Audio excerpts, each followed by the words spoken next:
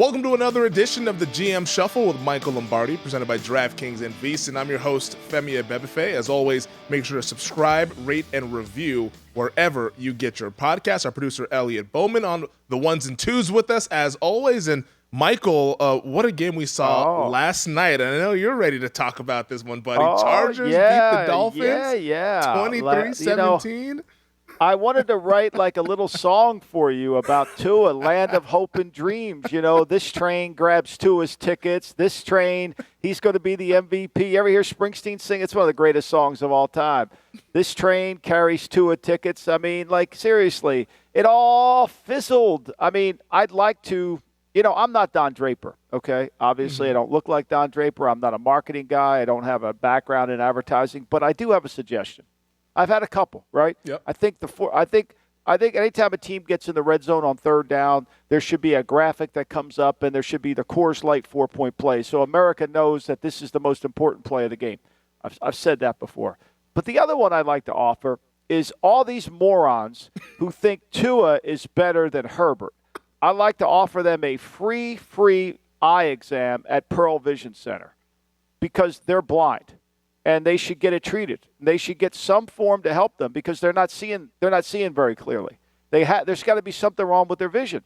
It'd be the perfect. Justin Herbert would offer you, just mention his name, you get a 35% discount on your next eye exam. Because it's not even fucking close, okay? Like, it's almost bizarre. I mean, I didn't have the sound on last night. I didn't have it on. I wasn't going to listen to it. I've been alone for a while, so I don't have – Millie's on the West Coast, so I don't have to deal with the sound. So I don't know what the rhetoric was, but I know Pro Football Focus, I know they have them rated high. You know, they've been behind the MVP campaign. But I do know this, Femi. Mm-hmm. I do know this. When all of them on the show before the game, I saw it all. I didn't hear the verbiage. But when they all predicted Miami to win in a rout, you know, Miami's going to win. I text my man Bill Berman, and I said, this is the time to bet the Chargers. Because this is the time.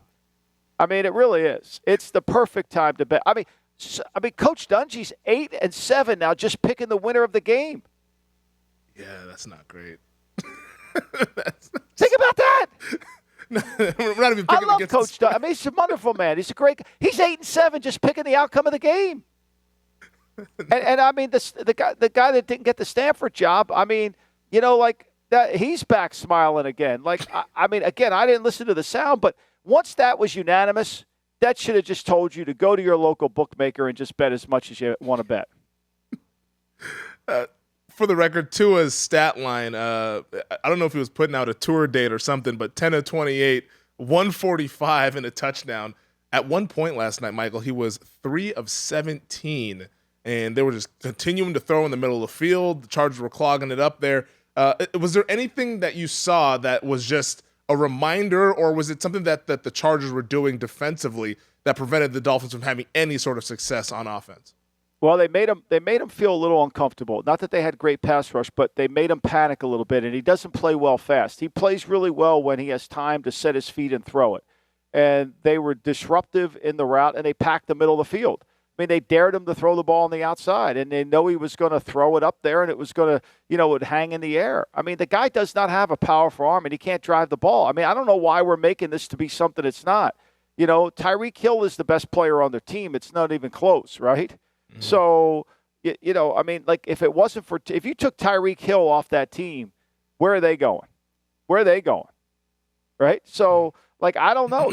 You got to pack the middle of the field, and the weather was fine. I mean, the weather's been – I mean, it was indoors, so you would thought he would have driven the ball.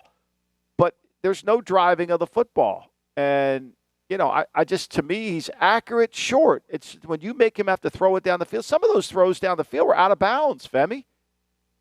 I mean, like this whole notion he was going to be the MVP. He's the leading vote getter in the Pro Bowl. I mean, you're talking about one of the great marketing campaigns of all time. You know? I mean, you really are. You can't deny his numbers. I put him in the top 5 because of his numbers against some bad defenses. But I've kept saying all along, Femi, that once he plays against a good defense and a good defensive coach, that they'll make it hard for him, like Pittsburgh did, like Buffalo did, like New England did. And Buffalo will do it again this week because I checked the weather report before I came on today. Yeah. It's going to be 32, windy, and snow in Buffalo Saturday night. How do you think that's going to work out? It's not going to go well. It's going to be a sloppy one. That's a massive game, though, for the Dolphins as well, who have lost back-to-back games on the West Coast. What did you do with the ticket? I don't have the ticket doesn't what exist. What did you do with the ticket? The ticket Where doesn't is exist. it? I was searching. I was like, did I bet this? Like, where did this notion come from where I had a Tua MVP ticket? And I never did. I missed out on the party. And early on in the season, I was a little bummed that I didn't have a ticket, but I never purchased a ticket. It is. Okay. I never purchased one. Maybe that's what I misunderstood. That because you're the Bob Barker of betting. You're the Price is Right. I mean, you want to get the price. I mean, you are. It's all about the price. I don't know if you have all those pretty models around you, but you are really Bob Barker. You want to get the prices right. There's no doubt. You got to get a little crazy. If you want to win in betting, you got to take a couple of long shots. But I did not get a Tua ticket. That whole train, when they traded for Tyreek Hill, that train left the station, and I wasn't able to get anything down on a good price. So no ticket for me, and I'm glad I don't have one because I think Tom Petty and the Heartbreakers, they once sing a song called Free Fallin'. I think that's where those odds are going for Tua for the MVP. On the other sideline, though, Michael, Justin Herbert, I mean, he just reminded everybody how good of a quarterback he really is. 39-51, 367, and a touchdown. And I don't even think the stat line does it justice of just how good he was last night. Well, I think when he has Mike Williams, I mean, and I've said this all along, Mike Williams is really the straw that stirs the drink. Keenan Allen is great, right? Keenan Allen averaged 7.7 a catch, but Keenan Allen converts third downs. So there's a place for him, and he's very reliable, and he's able to make plays. But the guy who creates the most problems is Mike Williams. And because of his ability to get down the field and make plays, you've got to be good at corner. This is why they give the Chiefs trouble, because these two receivers can win on the outside, and Herbert can deliver the football. I mean, he's tremendous. You know, the fact he threw it 51 times when they had the lead most of the game is somewhat remarkable, right? And I've said this all along about the Chargers. They if they had a bigger back to go along with Eckler. Now, I mean, look, give the Chargers credit here, right? And I've been hard on them a lot, but they're playing with a lot of backup linemen. I don't even know who that right tackle was. Like, that's a backup right tackle. The left tackle is the backup left tackle. I mean, the line's not great. He got sacked 4 times in the game. You know, I'm not sure it was a rough in the passer call. Of course, Scott Novak, he can't wait to make everybody know he's refereeing the game. Yeah, that was atrocious. I mean, that's just unbelievable. But anyway, this kid's so great, and yet it's a one-score game. I mean, if Staley takes the points, I mean, how many times are we going to keep saying this? If he just takes the points, he's going to put the game away. But, he doesn't. He keeps turning them down, and they got the one. To me, like the one when he went for it at the end of the half, I was okay with that because it was like, all right, we're going to get the ball to start the half. We're here at the one. We might as well cash this bad boy in it because once we're there, let's just see if we could do it. I was scared about the play call, but Eckler was tremendous and got the ball in the end zone. But look, I mean, Herbert's sensational. He's 22-23 as a starter. He's got 21 career 300 passing yard days. He's got 2 more at 290. I don't know what more the guy can do. And when he has those 2 receivers, which he hasn't had most of the season, they're really hard to stop. You put Justin Herbert in the blue chips category this summer when we had the red chip, blue chip series for the QBs. And I think for most people, they want to see Herbert get to that next step of the playoffs. Right now, the Chargers are the 7 seed in the AFC. Do you think this team will ultimately reach the postseason? And could they be dangerous if they get there? No, I don't think so, because I think the strategy that Mike McDaniel employed against them was the wrong one. You got to run the ball on this team, right? Mm-hmm. You got to really, like most people. I mean, look, the Raiders beat them a week ago, and they ran the football on them. You can't go into the game and have 19. I mean, this is a one-possession game for most of the game, and they only have 19 carries. Now, they didn't have the ball a lot, granted, but when you're putting the ball in Tua's hands as opposed to trying to control the game, I think they should have done a better job of running the football, keeping Herbert off the field, helping their defense out a little bit. I mean, they punted 7 times in the game, Femi. Couldn't convert a third down. Did you see the third down numbers for your boy? I mean, 3 of 11. 3 of 11 on third down. They had 219 yards. They get that fumble returned by Tyreek Hill. I mean, everybody, nobody stops Miami. Wait a minute. New England held them down. I think they scored 10 points against New England. Their defense lined them up for the defense scored 7 and got them a field goal. Buffalo, the ball was spotted. Pittsburgh scored. They scored 16 against Pittsburgh. He almost threw 4 interceptions in that game. He didn't have one. Like this notion that it's just a runaway train the way it goes on this thing about how great he is. When nobody watches the tape, he's throwing to wide open receivers. I mean, there was the one throw to start the second half, I think it was, where he threw it to Tyreek Hill was wide open. And Tyreek Hill didn't even know where the ball was. You remember that play down the field? Yeah, it looked like Tyreek had maybe lost it in the lights, or I'm not sure what happened, but it was not a good throw there. And to your point, the Dolphins offense, 219 yards of total offense against this Chargers defense that has been pretty bad.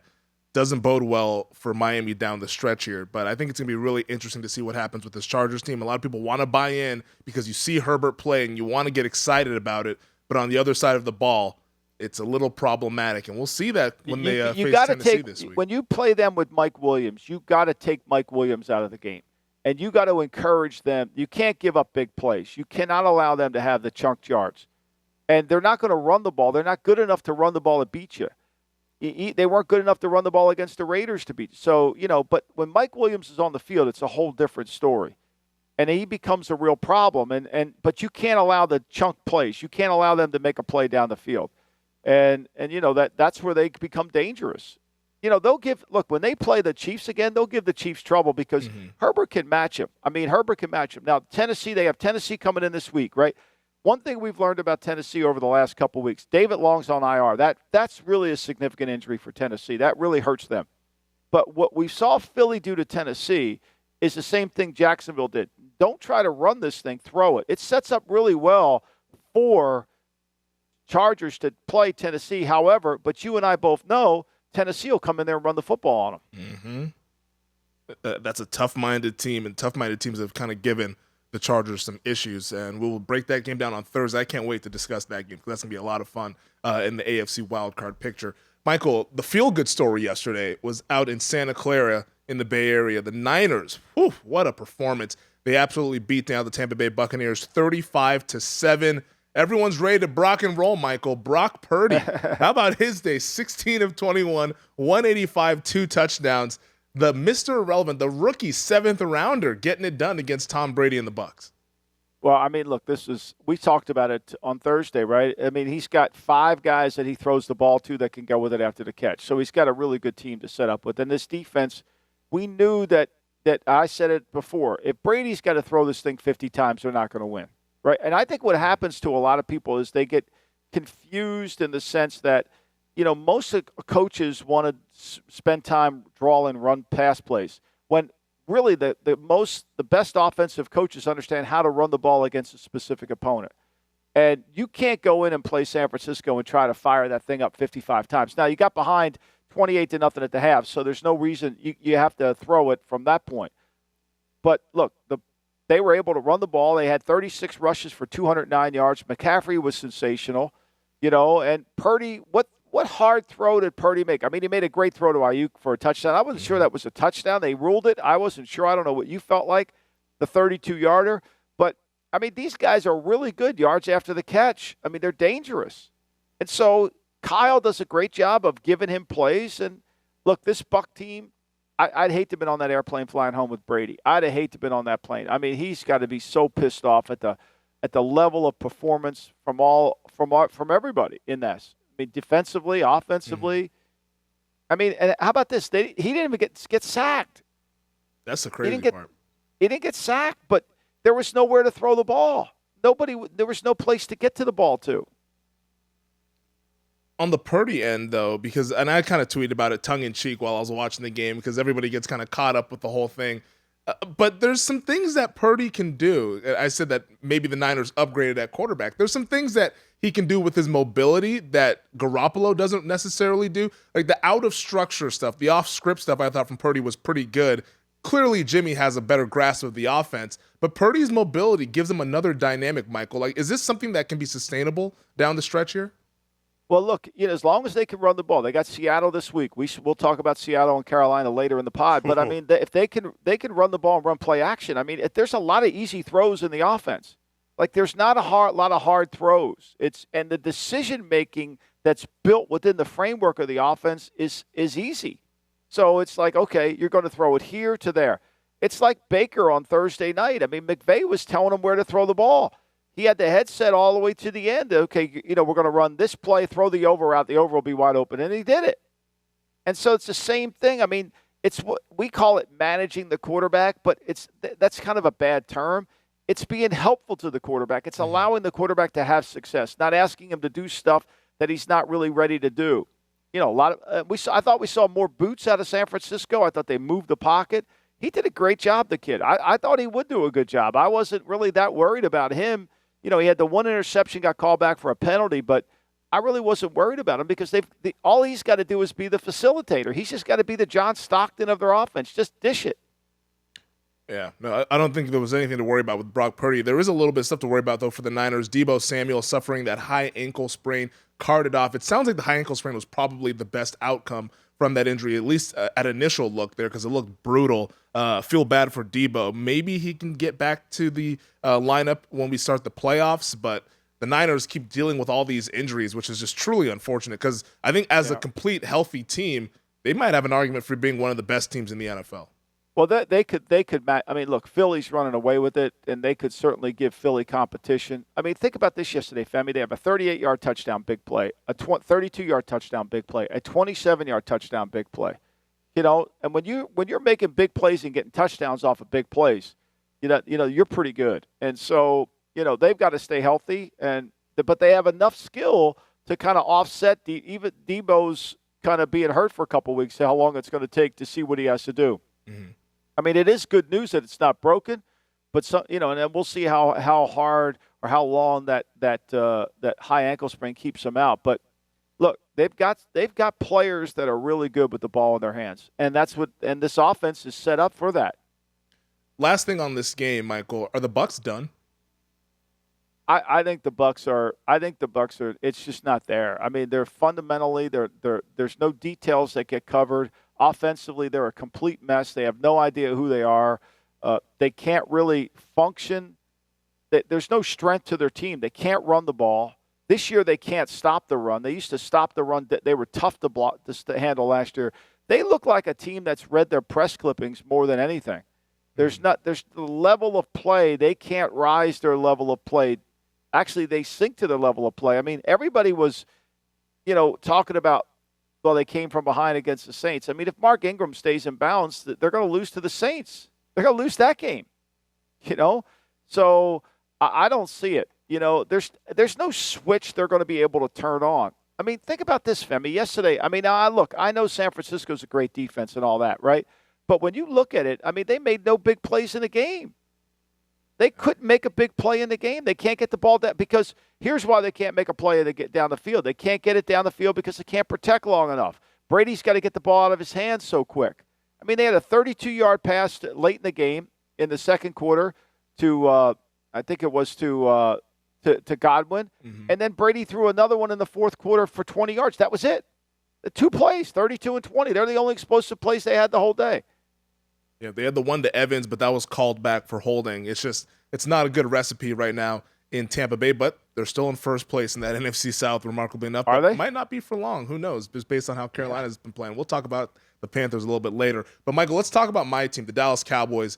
Boy, yeah. They almost suffered the worst loss of the season. Would have been the biggest upset from the point spread standpoint all year long had they lost this game to the Houston Texans. But they come from behind to win it 27-23. Zeke Elliott scoring the go-ahead touchdown with less than a minute to play. This is now back-to-back weeks, Michael, where the Cowboys haven't really played all that well. And I know what the score said against Indianapolis last week, but if you actually watched that game for 3 quarters, it was kind of sloppy.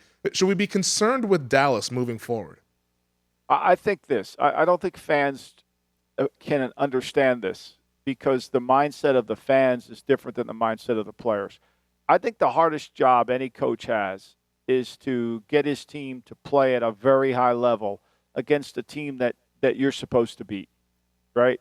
Like the problem with the Cowboys isn't the Cowboys are playing bad. The Cowboys aren't playing to a standard that they've established for themselves. Mm-hmm. That's the issue.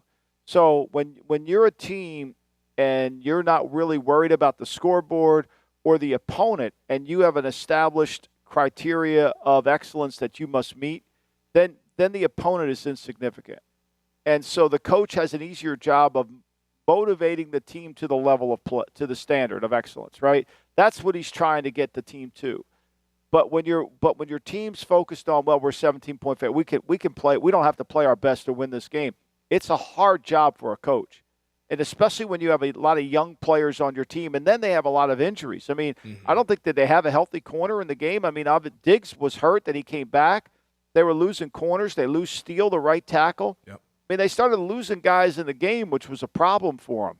But I think it was a hard game. As bad as it's hard to walk into a team meeting room and say to your team, look, this Houston Texas team's really good. And then they watch the tape of them against Cleveland, and you're like, well, they suck. Yeah. You know?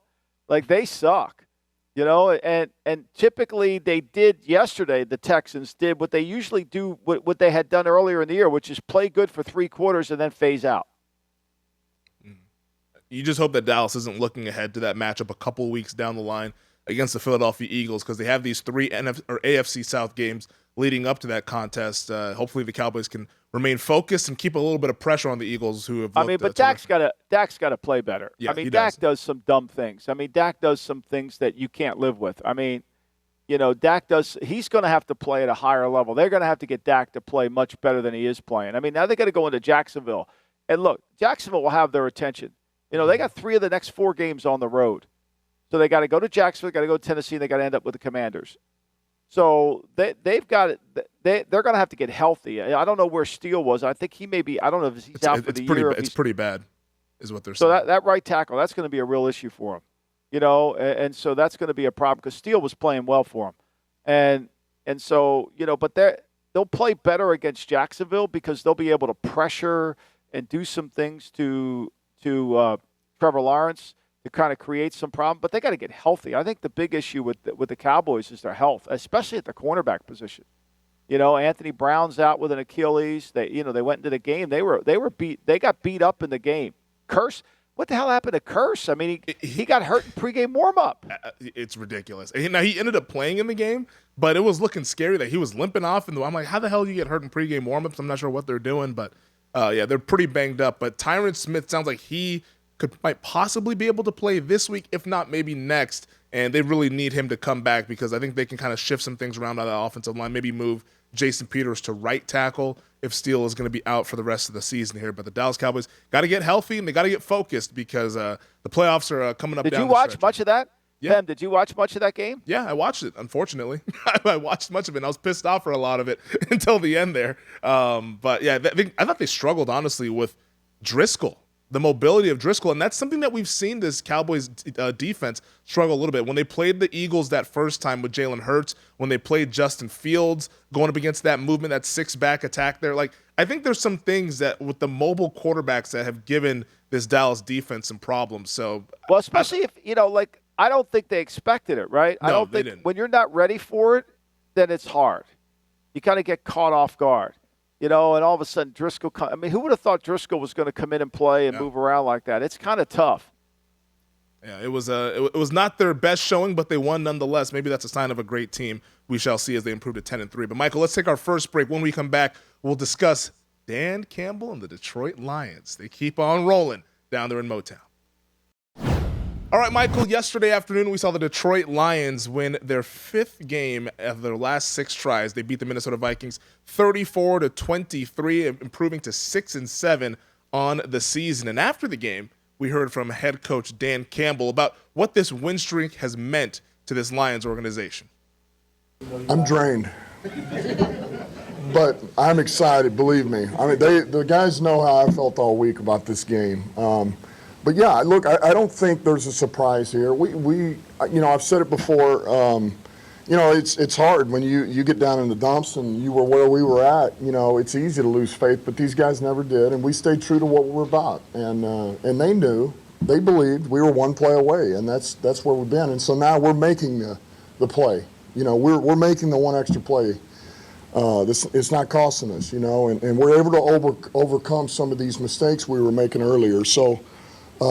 No, our guys, they know they belong.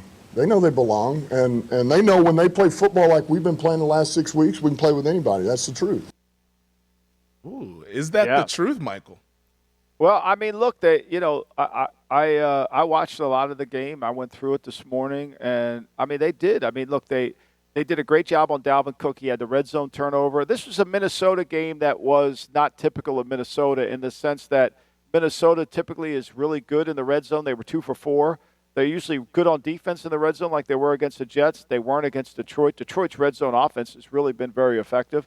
They were 2 for 2. Detroit made big plays, 46 and a 41-yard touchdown on big plays. But I think credit the Detroit defense for stopping the run, making the game one-dimensional. Credit the referees for calling Jefferson out of bounds, because it made the close. And look, credit Campbell for the fake punt was a great call. Mm-hmm. Great call. Needed that. Kind of turned the momentum. But the fullback in the flat with your man Sewell, which is really the offensive tackle in the flat, was a hell of a call. Hell of a call. Perfect call. Kind of what they absolutely needed at that moment. And they did it. And look, nobody's playing better than Goff right now. Goff has been very effective. His accuracy down the field has been great. They didn't get any pressure on him. He had time to throw the ball in the pocket. And both teams averaged 6-7 yards per play. But this Detroit team just found ways to get the ball. It made the big plays, 48-yard touchdown, 41-yard touchdown. I mean, they make big plays, and credit them. I thought they would win the game. I think the score was a little misleading. I think the game was a lot closer. I think what happened in this game is and give Detroit full credit here, is they won the fourth quarter. So Minnesota has 15 plays in the fourth quarter. They get 5 first downs and 10 points, but they fumbled.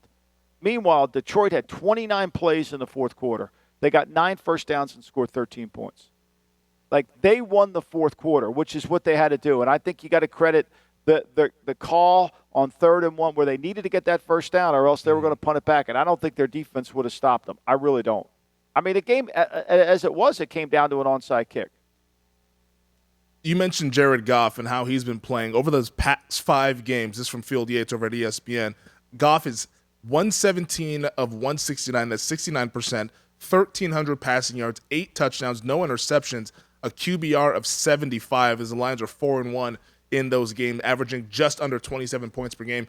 This offense has been clicking for much of this season, but the defense playing a little bit better. We're seeing Aiden Hutchinson, the 2nd overall pick. He's starting to come on. Like this defense, they're not good, but they're playing at kind of maybe an average level, which is probably all this team needs to continue to win games. And they played good in the red zone, right? They stopped the run. They didn't let Cook get going, which was critical, right? That they made Minnesota one-dimensional. They got 4 sacks on Cousins. Minnesota lost their backup left tackle, too, in the game, which was a problem. But, and they were able to handle that. And, look, they created the 2 fumbles, which was essential. And look, Detroit missed a field goal in the game, too, right? The wide left, 40 Bagley missed the wide. That really would have been that was a huge miss at that point in the game because that would have made it a 2-score game, and he missed that field goal, which was problematic. But, they did a hell of a job. I mean, that was right at the end of the first half with 10 seconds to go in the half. He misses that field goal. Would have sent them in at halftime. They would have been up 17-7. But, they came back from that. But, look, Minnesota, they can't stop anybody on defense. Yeah. And they didn't play good in the red zone. I mean, this was kind of the game that we've all been waiting for Minnesota to have, which was not great. And then they got dominated in the second half. I mean, Minnesota only had the ball for less than 10 minutes in the second half. Think about that, Femi. They had less than 10 minutes in the second half. The entire second half, not the fourth quarter, the entire second half. That's pretty remarkable. And I saw this from ESPN Stats and Info. Vikings allowing 464 total yards.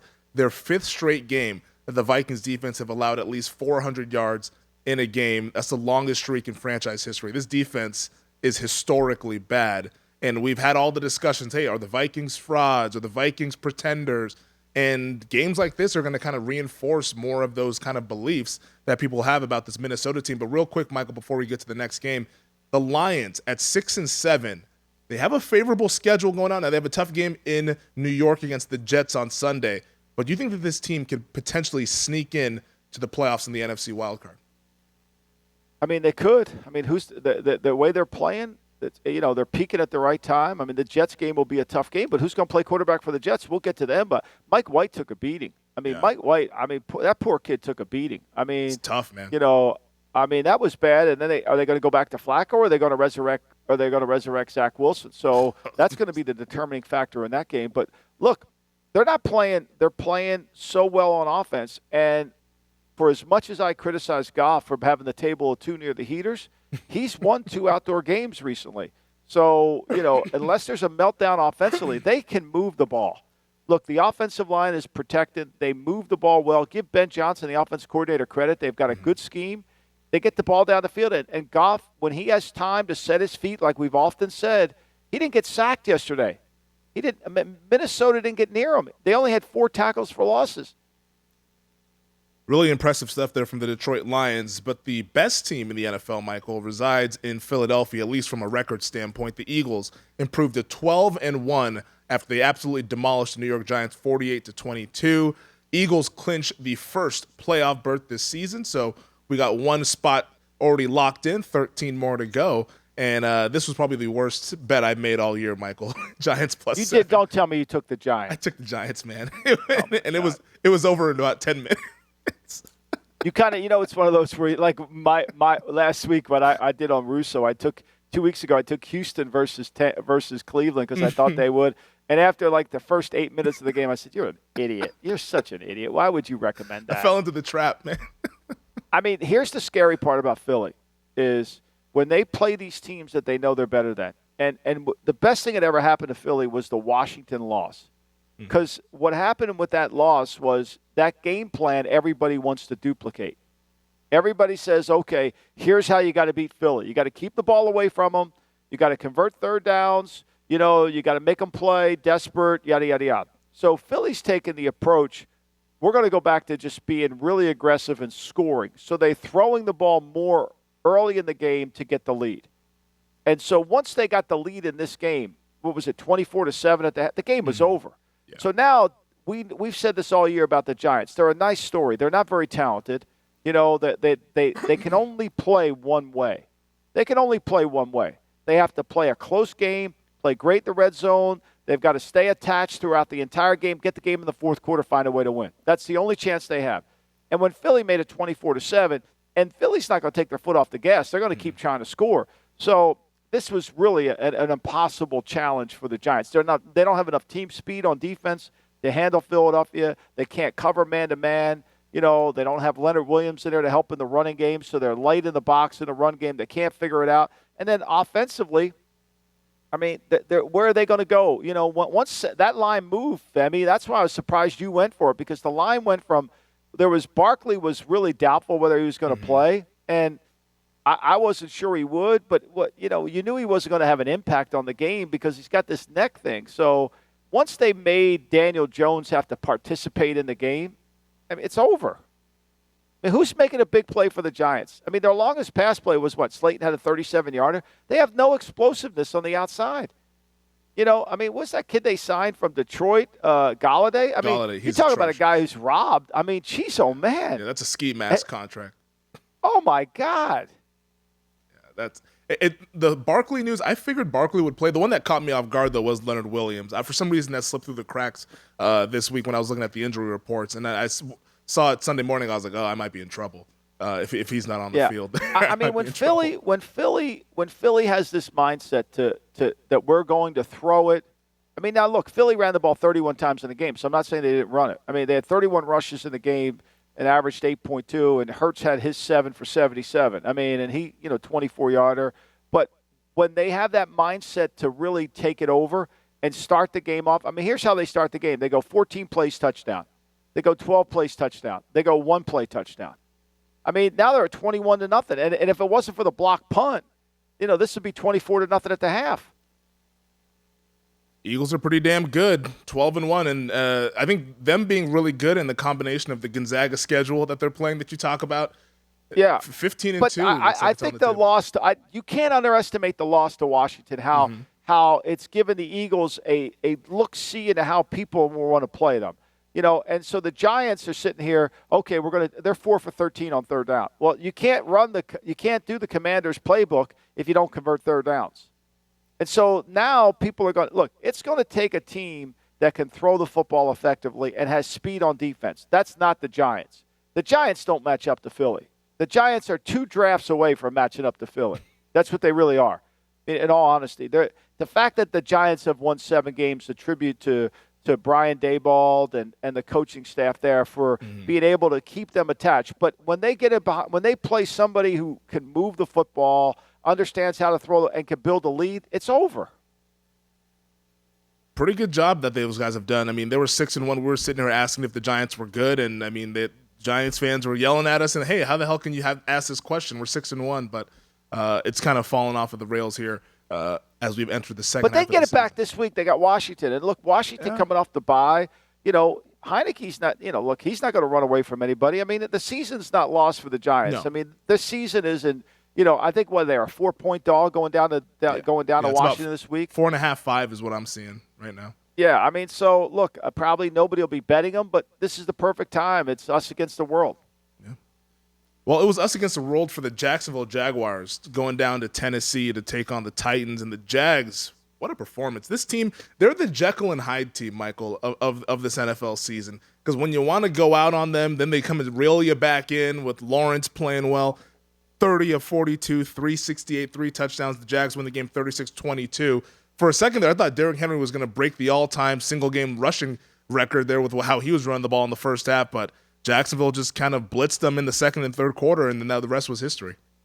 Yeah, and I thought, too, I give Jacksonville credit. I mean, they tried to run it 25 times. They didn't get very much success to it, but they at least tried it, right? It wasn't a 50-pass game for Lawrence. And they took advantage of a secondary that's not very good. I mean, without David Long on the field, David Long was on IR. I mean, and if you go back last year when he missed games, look at Tennessee's defensive output when he wasn't on the field. Well, I know he's a little inside linebacker, but he's fast. He makes a lot of plays. He really helps their defense tremendously, gives them strength down the middle. And they just can't cover. I mean, they just don't have any cover people. I mean, Tennessee averaged 5.8 yards per play. I mean, 6.4 yards per play. They had 11 drives in the game and only 3 punts. They had 7 of those drives resulted in scores. I mean, Tennessee couldn't get control of the game. And as good as Henry could run the ball, once you score and make them play catch-up and make Tannehill have to go back 38 times and throw it, now he gets sacked, all of a sudden, it's hard. I mean, look, we've been saying this all year. Giants not a talented team. Tennessee's not a talented team. They're both teams are well coached, but neither team is overly talented with skill and explosive speed, and it shows up. Yeah, it most definitely shows up. Jacksonville now 5-8. They're sneakily in this AFC wildcard picture. Also kind of sneaky still live to maybe win the division, but they're going to have to go on some kind of run to end the year. Lawrence, they gave away way too many games this year. And I said it. I wrote about it before they went out and played the Chargers. I thought they were the best team in the South. And when they beat Indianapolis at home, they shut them out 24-0. But, they go and they play. They lose to Houston 13-6. They give that game away. They give away the Indianapolis Colts game, right? They lose 34-27. Then the Giant game. They gave that one away. How about the one over in Europe? They lose to the Broncos. Broncos had 12 drives in the game. They punted 9 times. They had 3 scores, right? And so that they lose that one. They beat the Raiders. They come back. They beat Baltimore. Then they lose. Detroit blew them out. Although that was a little closer game than you think it was. It was, Detroit put pressure on them, and it got to be a problem. But they let a couple games slip away because of their consistency on some of the. I mean, they're 51% on fourth down team, and yet they keep going for it. They've had 27 attempts on fourth down and converted 14 of them. You mentioned those Broncos, Michael. Well, they almost pulled off quite the comeback yesterday against the Kansas City Chiefs.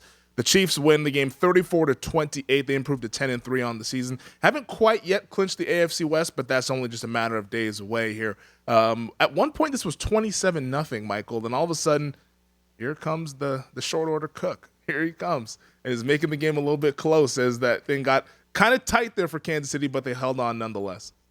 I didn't have the sound on. Did he get a concussion? Is that why they took him out? We went to ripping? He's in concussion protocol. Yeah. I mean, look, to me, the problem with this game was Kansas City just for some reason, they get bored. I mean, for some reason, here's their second half. They go 3 place punts. I mean, think about their second quarter. Let's just go their second quarter. They go touchdown, touchdown. Then he throws a bad interception. Then he throws an interception at the end of the half, which gets them points, right? So he goes touchdown, touchdown, interception. Then he comes back. They go 3-place punt, touchdown, punt, interception.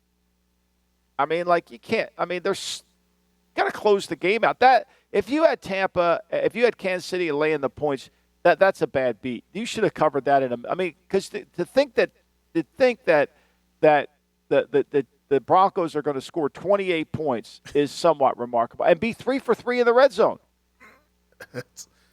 There's something that's this Chiefs team. I've been saying it all season. Something's just kind of not right.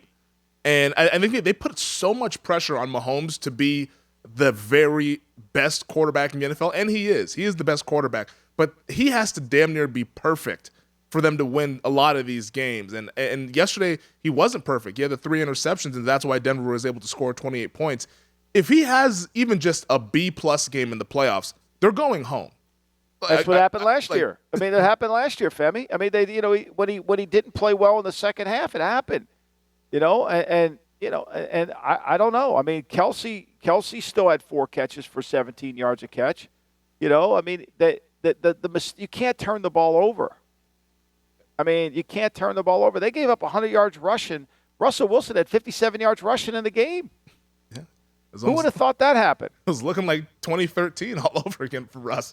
Wilson, 23 of 36, 247, 3 touchdowns, and an interception. Jerry Jeudy had himself a nice day as well. 8 catches, 73 yards, and 3 TDs. But this game was more about the Chiefs getting that win as they go to 10-3, and then we'll see what they can do and clinch the division maybe this upcoming week. But, Michael, let's take another break. We'll get back to the Carolina Panthers and the Seattle Seahawks. What a game that was. Panthers bullying the Seahawks up in the Pacific Northwest. We'll discuss it here on the GM Shuffle.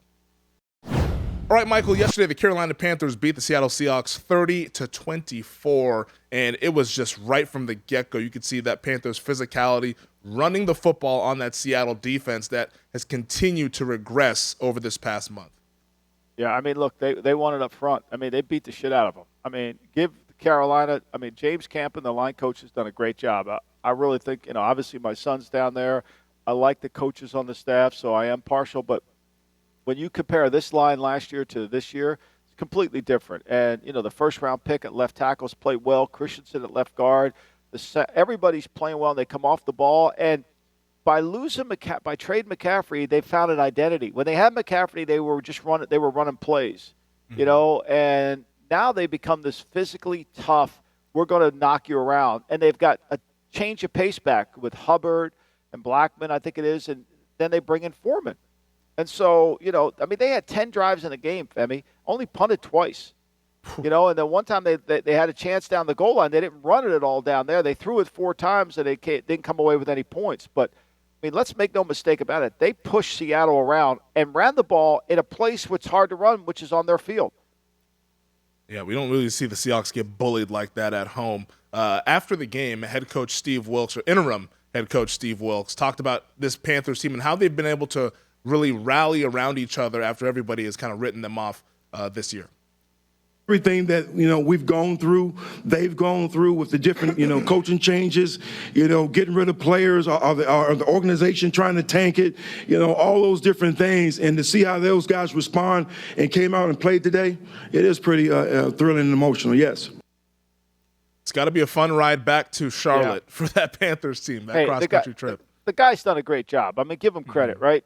Steve learned from his mistakes at Arizona. He had 1 year at Arizona, and when he got the job at Carolina, he said, hey, look, I'm going to try to do this my way, and I'm going to be honest and handle it, and he's done a great job. I mean, if DJ Moore keeps his helmet on, they're in first place. Yeah. Think about that, Femi. That's crazy. Keeps his helmet on, they're in first place. That's crazy. And they've played hard. Other than the Cincinnati game where they just weren't into that game, they played well. They got Pittsburgh coming in this week. Look, they have an identity. I mean, Sam Darnold, the longest play they had in the game was 24 yards. It was when Sam Darnold scrambled. Mm-hmm. They're just going to keep pounding the rock, and their defense is good enough to make plays. J.C. Horn's outstanding at corner. So give Wilks credit. I mean, he's got them focused, and they're buying in. That's what you want. I mean, that's what you want to see. Has the clock struck midnight on Geno Smith? I don't think so. I mean, the one interception he threw, I think he thought they were offsides. And so he threw it kind of like he got pressure and he just threw it up there. I thought they were offsides, and the flag didn't come down. And so I don't think so. I was actually a little surprised that Seattle blocked Burns as well as they did. He had time to throw. They didn't have the ball enough. I mean, Seattle, I think it was Carolina had the ball for almost 39 minutes in the game. And it's hard to when you can't stop the run and you get worn down like that, it's hard. And they had no answer. And at the end of the game, they put the game away. Carolina had the ball 39 minutes in the game. And the last drive of the game, they got the ball back in the last drive of the game. Millie's on the West Coast. I texted her and I said, we need 4 first downs to win the game. And they went 9 plays, 34 yards, got 3 first downs and kicked the field goal. They got the 10-yard penalty on the face mask, which was the other first down, and they kicked the field goal, won the game. The Panthers had 14 rushing first downs. That just goes to show you what kind of a butt whooping that was yesterday afternoon. Let's go over to Pittsburgh, Michael, where the Baltimore Ravens, this was a classic Steelers-Ravens game. Every single one of these feels like it's 17-14, 16-14. Baltimore ended up being victorious, but we actually saw both starting quarterbacks leave the game going into concussion protocol. First, it was Tyler Huntley who got hurt, and then Anthony Brown came in, and then also Kenny Pickett ended up in concussion protocol, and Mitch Trubisky came in 22 of 30, 276, 1 TD, 3 interceptions. This is the game that Pittsburgh, if they don't make the playoffs, and it doesn't look like they will, this is one they're going to be looking back on saying, damn, we really blew that opportunity at home against the Ravens. Yeah, they really did. I mean, they got a chance to, they have a chance to make some play. I mean, he throws 2 interceptions in the second quarter, one at the Baltimore 17, one at the Baltimore 23. And then he throws another one at the Baltimore 46. I mean, it's classic MVP Mitch. Did you have an MVP ticket too? I did you have not. A Mitch Trubisky I did MVP? not. I actually didn't like the Bears going into that season because I did see all the MVP love from him. I got to check. Remember, there was so much liability. That's why I named him MVP Mitch because everybody had all that liability on him. So, look, I mean, Baltimore's amazing that they were able to win this game, and they ran the game out. They were able to run the game out. After the missed field goal, they ran 13 plays, 57 yards, and kicked the field goal. So, and then they, got 6. Then when they get the ball back, they ran 6 plays, got 8 yards, and got 1 first down. So, I mean, it was kind of remarkable that the last 2:30 of the game, when they got it, they ran it out against Pittsburgh, which is supposed to have been better at the run defense, but they weren't in this game. So we'll see. I mean, look, Atlanta ran the ball on Pittsburgh. Baltimore, 42 carries, 215. I thought J.K. Dobbins won that long run. He looked like he was hurt. Did he look hurt to you, Jay? He doesn't look right. He don't look right to me at all. Yeah, because I think we said going into the game, I liked Baltimore taking the 2 because I didn't think Pittsburgh would run the ball on Baltimore. They had 20 carries for 65 yards. I thought it would put too much pressure on the quarterback. Now, I didn't anticipate MVP Mitch throwing 3 picks, but I thought that's kind of how it's got to go. But the red zone picks, this is what you get. I mean, if it doesn't go the way you practice it with Mitch, it ain't going to happen in the game.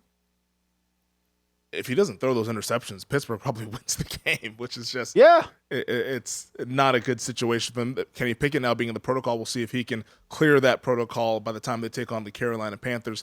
With the AFC East battle, Michael, the Bills and the Jets, Buffalo end up closing as 10-point favorites. They don't cover, but they do win 20-12. The first 10 drives of this game, Michael, were all punts.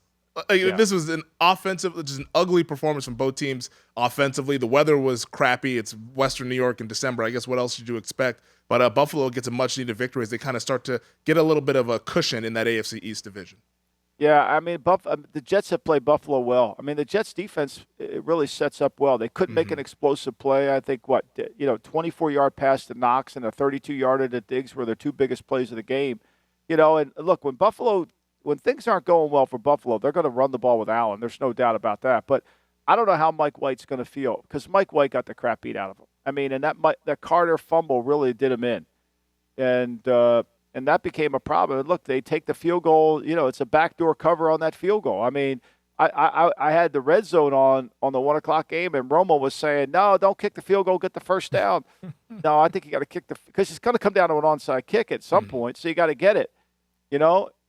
So, I mean, you cover if you took the Jets, which I thought was the right play, but It was ugly. Buffalo's going to have to start playing a little bit better, especially against these teams that are fast on defense, like the Jets. The Jets, and we've talked a lot about this defense, and Sauce Gardner gets a lot of the headlines because he's been terrific as a rookie.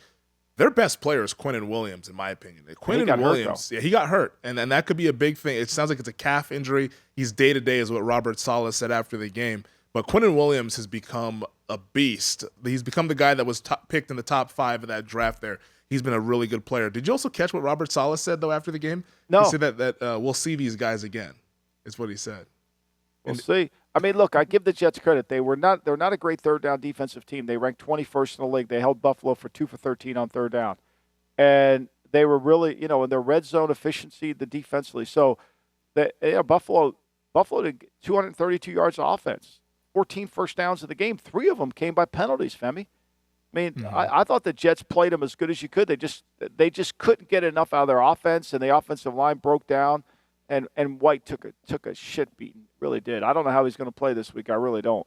Yeah, hopefully he's all good to go. But if he's not, probably going to be Joe Flacco, I would imagine. I don't think they can go back to Zach Wilson. They might have a mutiny in that locker room. Zach Wilson's in Elba. He's with Napoleon over at Elba. There, he's off that coast. He's never coming back. Yeah, he looked cold as hell, though, on that sidelines, boy. I tell you. Oh, yeah. I bet he was a delight to be around. Those shots of him, I was like, God damn, you look like you want to be anywhere but here on the sidelines. Final game, Michael. The Bengals beat the Cleveland Browns 23-10 yesterday. This was a game I know was really interesting in the betting market because the Bengals were hovering around 5.5, 5-point favorites all week long. And then all of a sudden, on game day, just massive money coming in here on Cleveland. And that money ended up being wrong as Cincinnati gets the 13-point win. All right, here's a question I have for you, Femi. I mean, Kevin Stefanski's, he goes for it ridiculously on fourth down. Like, I don't understand it. He just does it just unbelievable. And nobody questions it at all. But on this, he's got a 4th and 1. He takes Watson off the field, okay, because you think he wants to run quarterback sneak. Yep. And he calls a pass play. And Brissett throws it. If you're going to throw it, the guy you just gave $250 million, let him throw it. Right? Like, I didn't understand it. Like, I didn't understand the whole betting on, like, I love Cincinnati at the 5.5. And so the day we're doing the show and people are like, the line's moving. It's down to 3.5. Then it went back up to 4. And then we heard some offshore book had a huge bet, some gamble. Like, that doesn't mean it's right. Like, there was nothing. Why would I bet against Joe Burrow, hot quarterback, after I watched Deshaun Watson play last week? Like, where is the logic in that? It didn't exist. It didn't. And like the Browns are a team that people want to buy into. I want to buy into Cleveland because when you look at it on paper, it's like, okay, this team, they should be better than what they are. But specifically about that 4th and 1 play with Jacoby Brissett throwing it to Donovan Peoples-Jones, I think that was just Stefanski outsmarting himself. He's like, oh, everyone's going to expect QB sneak. We're going to dial up a shot play. It's like, dude, what are we doing? Sometimes, like I'll give you another example. The Seattle game, right? Seattle's backed up. They got a 3rd and 10 at their own. This is after Carolina didn't convert. They got a 3rd and 10, and the play clock's running down. Now, they challenged the play earlier in the second quarter, and so they lost the timeout. So as the play clock's running down, they call timeout. Wait a minute. We called timeout to save 1.5 yards because the ball would have just gone half the distance. So at the end of the game, they only had 1 timeout. Like, at some point, like, who's thinking these through? Like, we're going to call this play. We're going to put Brissett on the field to run a sail route, and he overthrows it. Meanwhile, he's cold on the sideline. He doesn't know he's not ready. Like, he's not warming up in the bullpen. Just outthinking the room for Kevin Stefanski there as the Browns continue to lose 5-8. It's been a not-so-good season out there in Cleveland. Michael, let's take our final break. On the other side, we'll preview Monday Night Football, Patriots, Cardinals. We'll also get to the awards for Week 14. All right, Michael, before we get to Monday Night Football, let's hand out some hardware. The Fred Palermo Best Game Plan of the Week. Who's that going to? Well, I think you got to give it to Carolina. Coming off the bye, flying to Seattle, go up in a hard place. It's always hard to run the ball when you can't hear crowd noise, right? That's the one equalizer home team should have is the snap count. And they were able to run the ball effectively, and they controlled the pace of the game. So give Steve Wilkes credit and the Carolina coaching staff. They've done a great job of getting their team ready to play, and they did now they're in the playoff race. Like I said earlier, if Cade York misses the 58-yarder, if DJ Moore keeps his helmet on his head, they're in first place. It's pretty remarkable. On the lam, who's going on the lam here? How do you not put Tampa? I mean, Brady would be on the lam. I would hate to have sat next to Brady on that airplane flying home. I mean, it's going to just be brutal. He's going to just be in front of his home. He had to give out more tickets to any game in his career. Was that game there? His trip back home to play like that. Wow, I think that's hard. And look, Tennessee. I think you got to be really careful if you're going to play Tennessee against any team now. Check that injury list because there's only so much Vrabel can do. The David Ogilvy Fraud Award. Where's that going? Well, I think it's got to go to the Giants. Look, we know the Giants weren't very good, but you're sitting there, you want to be a playoff team, you're playing at home, and you give up, you get smoked 48, and there's really was nothing they could do about it. I mean, it just kind of tells you if the Giants are going to improve, they have to accept this is where we are talent-wise, and let's prepare ourselves moving forward. Let's not kid ourselves thinking we're really good because we won 7 games. Let's just understand that we are not a great team, that we've been very well coached, but we need a lot of talent to improve. If you don't know, now you know. I think Brock Purdy can throw complete passes, and San Francisco can still win with their defense. I mean, the pitch it's still a pitch and catch league, Femi. Run after the catch matters. Yeah, the Niners defense is truly something special. Finally, Michael, we wrap up Week 14 tonight in the desert. New England Patriots taking on the Arizona Cardinals right now at our show sponsor DraftKings. Patriots 2-point favorites, but I'm even seeing some places where New England is now 2.5-point favorites. Total sitting at 43.5. How do you see this game playing out? Well, I mean, New England's on a 2-game losing streak. I think they've got to play better. Vance Joseph, I think, helped and motivated them with his comments this week about the offense looking like a defense, which I'm not saying he's wrong with what he said. It's just, I think they'll be motivated. I think this is one where the Patriots, they're not going to have Jalen Mills. They're not going to have Jacoby Myers, but they've got to play their best game. And I think they'll do a good job of rushing the mayor, keeping him in the pocket, and forcing the ball somewhere away from Hopkins. And I think they'll move the ball, and I think they can run the ball. So, I like New England. I gave New England out as a pick this week on the show. Yeah, it's a no bet for me. I thought the line was pretty fair. Patriots favored by less than a field goal, so no bet. I'll watch the game. I'll see how this unfolds, but I think New England wins a close one there tonight in Arizona. But finally, Michael, tonight, or today I should say, sad news in the football world. And a lot of people were tweeting about it over the weekend starting Sunday morning. The Mississippi State University, I should say, they put out a statement about head coach Mike Leach having a personal health issue at his home early Sunday morning. They said in the statement that the issue led to a decision to transfer Coach Leach to the University of Mississippi Medical Center in Jackson by ambulance. That is the extent of information that MSU has available regarding Coach Leach's condition, and the university will make no other comment at this time other than to say that the thoughts and prayers of the university are with Mike and Shannon and their family. Just you saw a lot of the tweets yesterday evening, I thought, also this morning, but we don't know what's going to happen. We're hoping that Coach Leach can pull through, but really sad stuff there, Michael. Yeah, it's really sad. What a wonderful man. I've spent a lot of time around Coach Leach and got to know him, and I really like him as a person. He's as authentic as they come. It's not an act. That's kind of who he is, and, this is a sad, sad time, and it doesn't sound very good. He's going to need a miracle from what I'm told, and it's sad.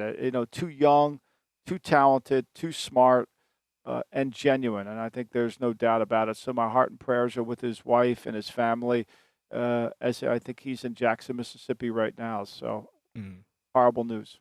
Yeah, I worked in Spokane, Washington a few years ago, covered the Washington State program when Mike Leach was the head coach there for 3 seasons. Some of the most fun I've ever had covering any team. He is one of the more interesting people in the entire sport of football. I know we mainly talk NFL on this show, but in just football in general, Coach Leach, like you said, very smart, very genuine. He's true to himself. And it was a really fun guy to cover. So I'm hoping that he can pull through in this because it'd be sad to lose somebody like that in our world. So hopefully we're pulling for you, Coach Leach. We're thinking about the family, Sharon, and the rest of their family there. Hopefully we get some good news later on this week. Yeah, but that does it for this week's edition of the podcast, though. Thank you to our producer, Elliot Bowman. Thank you to you guys, as always, for listening and watching. Subscribe, rate, and review. Thank you to DraftKings. Thank you to VSiN. Thank you to you, Michael. And I'll talk to you on Thursday. Yeah, and I'm going to find that ticket someday, Femi. And I bet you got an MVP ticket on Mitch, too. I know you do, too. I'm going to find that one, too. There's no Mitch. But Dan Campbell, Coach of the Year. Maybe it has a little bit of life. That. Of course you do. All right, we'll see you later. Thanks for watching the GM Shuffle with Michael Lombardi. And for more videos like this, make sure to subscribe to VSiN Live and the GM Shuffle podcast with Michael Lombardi, presented by DraftKings and VSiN, wherever you get your podcasts.